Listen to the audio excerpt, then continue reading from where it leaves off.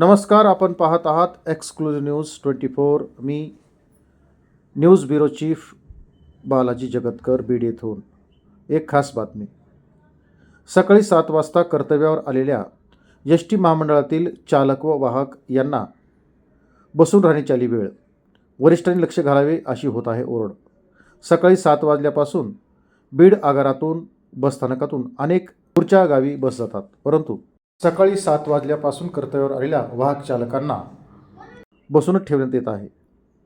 वरिष्ठांनी ज्यांच्याकडे ही जबाबदारी दिली आहे ते जाणीवपूर्वक असा त्रास देत असल्याची ओरड या ठिकाणी केली जात आहे। सकाळी 7 वाजल्यापासून हा प्रकार बीड बसस्थानकात घडला। यावेळी अनेक वाहक व चालक या ठिकाणी बसून होते। यामुळे अनेक प्रवास करणाऱ्या प्रवाशांना याचा नाहक फटका बसला। यामुळे लालपरी ही वेळेवर धावू शकली नाही व निश्चित स्थळी जाऊ शकली नाही। यामुळे आता हे कर्मचारीच असा विरोधात सूर काढत आहेत। वरिष्ठ अधिकाऱ्यांनी वेळीच लक्ष घालून या प्रकरणी प्रश्न मार्गी लावावा अशी मागणी होत आहे। सातत्याने अशा प्रकारे अन्याय होत आहे। शासन नियम असा आहे, कर्तव्यावर आलेल्या अधिकाऱ्याला दिवसभर बसून जरी ठेवलं तरी त्याला त्याचे नियतन म्हणजे वेतन द्यावे लागते।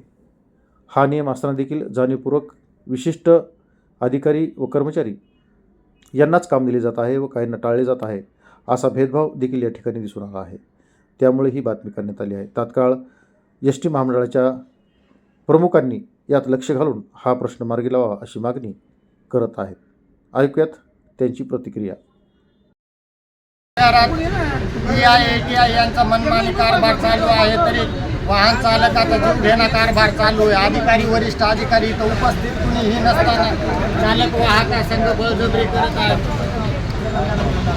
आणि सकाळपासून पहिले बी कर्तव्य उपलब्ध, पहिल्या कर्तव्यापासून गाडी नसल्यामुळे सर्व कर्मचारी असे बीड आगारात बसून आहे व ATI TI हे कर्मचाऱ्यावरच जाऊन पोलीस स्टेशनला जाऊन अर्ज देत आहेत।